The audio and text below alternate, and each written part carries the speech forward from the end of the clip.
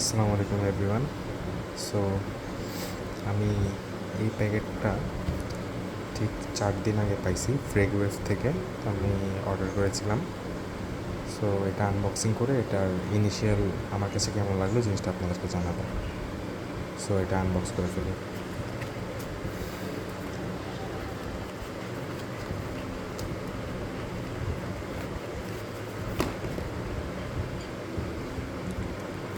জিনিসটা আমি হাতে পাওয়ার পরে অলমোস্ট 2 দিন মতো ইউজ করছি।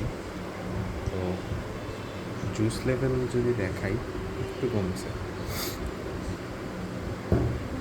ক্যাপটা অনেক হেভি,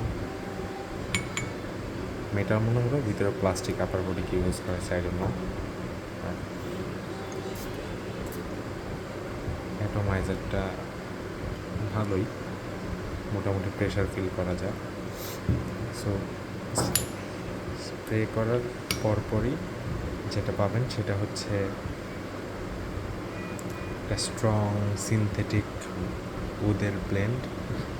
তারপর এটা আস্তে আস্তে ড্রাই ডাউনে মোটামুটি ছড়ায়, মানুষ নোটিস করে।